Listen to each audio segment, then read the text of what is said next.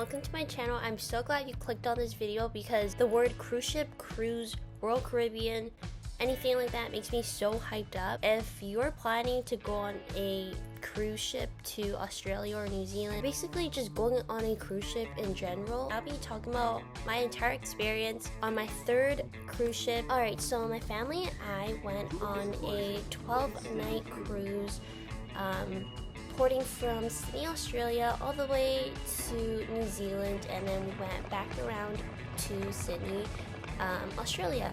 And this was one of the best cruises I've had. So yeah, this was a 12-night long cruise, and for some people it might be really long and intimidating because a lot of reactions when I tell people that I love going on cruise ships, it's like, why would you do that? That's so boring. Like, you can't even say those things. But then their excuse would be like, yeah, because I'm too scared of the sea, so I'm never going to cruise.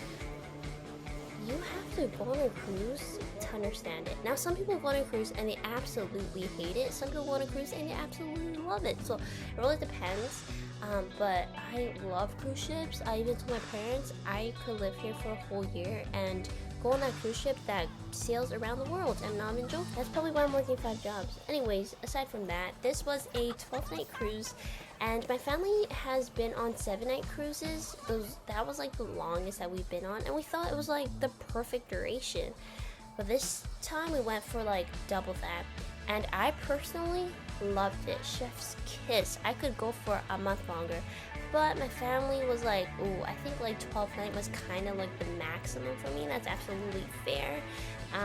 So starting off, the cruise ship we went on was called Ovation of the Seas. It is the Quantum class with Royal Caribbean. If you're not familiar with the ship classes, there's like a whole website where you can look at it, look at the ships.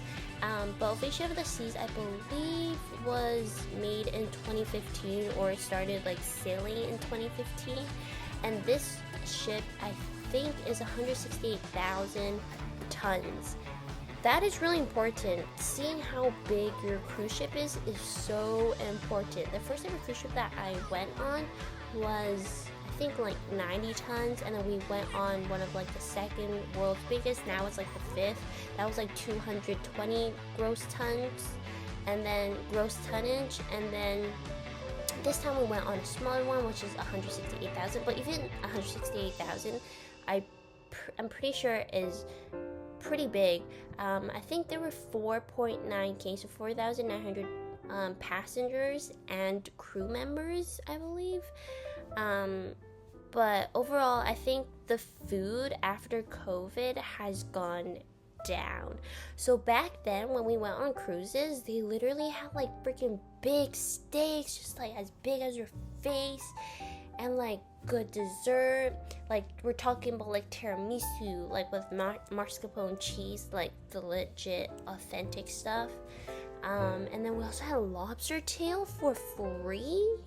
What? But now you have to pay for lobster tail. It's like $16. But these are just like some examples, like seeing like how much like COVID kind of changed cruise sailings and stuff.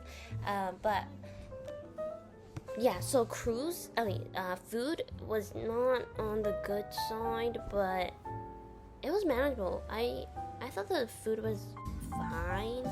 Like, we had like buffets almost every day. You could go for formal dining, but I feel like it was kind of restricted, and some of the food was not that good.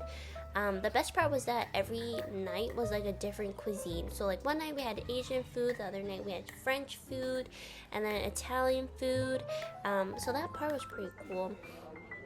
And then what I also liked about this specific cruise ship, it had more activities than the Harmony of the Seas. So that one was a 210,000 gross tonnage ship, and even though that one was bigger, this one had so many activities. I'm talking about like rock climbing, basketball, ping pong. We had bumper cars. Like, can you even imagine? Like, imagine telling your friends, yeah, I was just playing bumper cars and in the middle of like the Pacific Ocean. Crazy. That was like the most fun part. It was called this place was called Cplex. It was basically like an open gym. People played soccer. We played archery. There were Xbox things there. So many great things.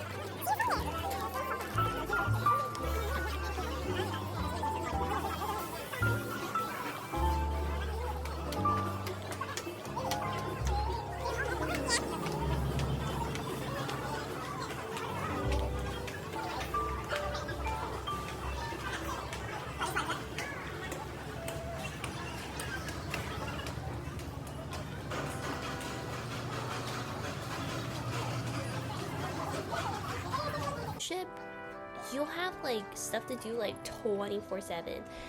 You can, if you're bored, eat. If you're bored, go to the gym. If you're bored, play ping pong.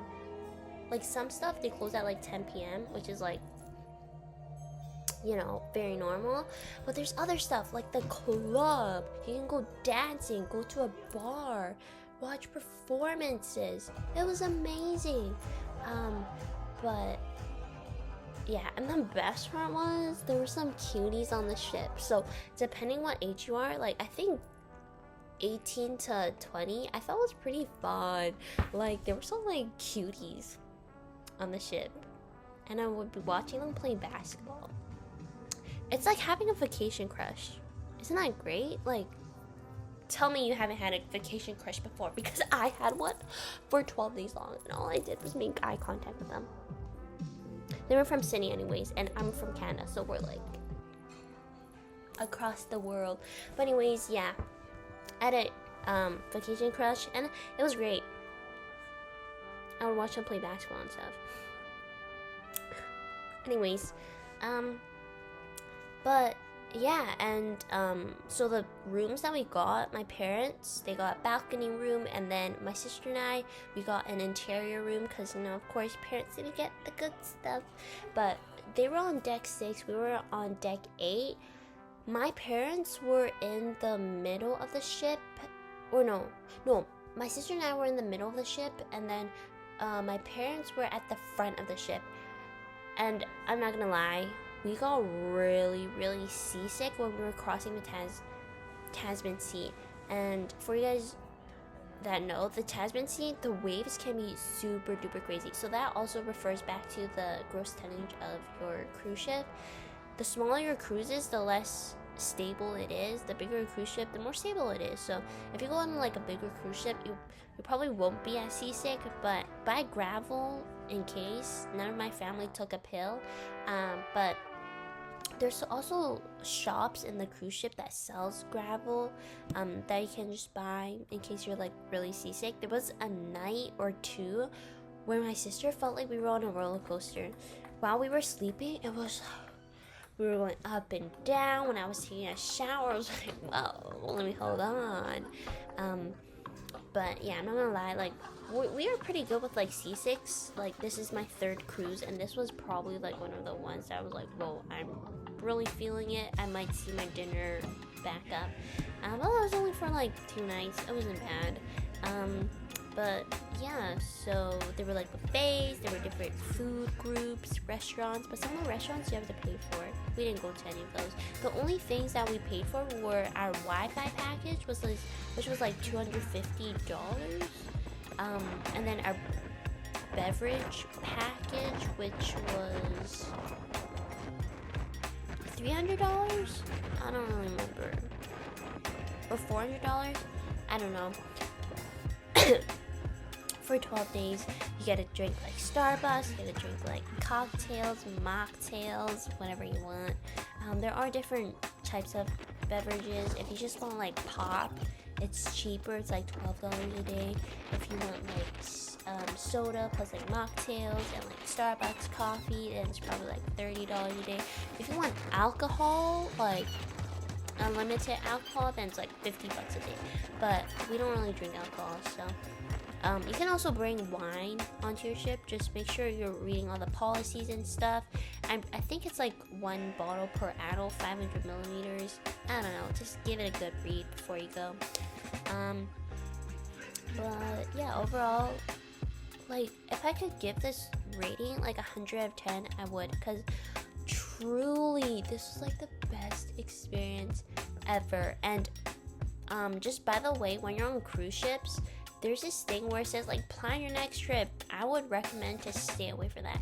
The mentality is that like you're having such a great time, you're on this cruise, and then you see it, and then they go like, oh, book your next cruise. But honestly, you're not saving like anything. Just go back home, book your own cruise. It's the same thing, and you save more money. Anyways, yeah, we also went on different ports. I'll stop talking now because I've talked for a really long time. We went on different ports, and then one of the ports we couldn't go to. I forgot which one it was but it was really common. Like if you're sailing in like New Zealand, was it Picton? I don't know. But one of the ports, they can't go there because it was too windy. So we had to take like a detour to another port, and then sometimes the captain might be like, oh, we're taking a detour, so we're going to Wellington, and then we're going to another place, and then that, and then blah blah blah blah blah. But yeah, so don't be alarmed if your itinerary does get changed. They don't give you like a reimbursement or some sort, so don't get too mad about that. You're just gonna go to a different port. It's still as nice, but yeah, enjoy. And I was really sad when it was like the last day. I was like recording my last breakfast, and I was just trying to soak in as much of the moments as much as possible, because I have a really like strong attachment to things. Like I was only on the cruise for like 11 nights, 12 days, and I wanted to sob, I wanted to cry, I just wanted to stay there forever. I was like thinking ways for me to like sneak there and stay there forever, but of course I was crazy. But yeah. It sounds like it's gonna break.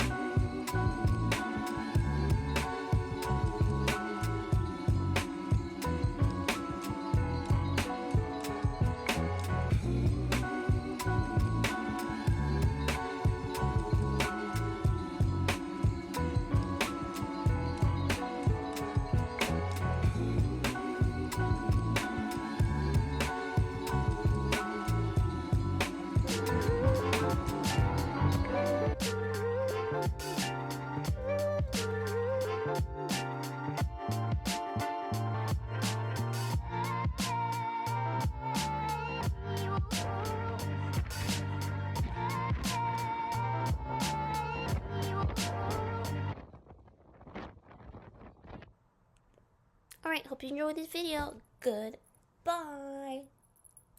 Make sure to subscribe and like for more.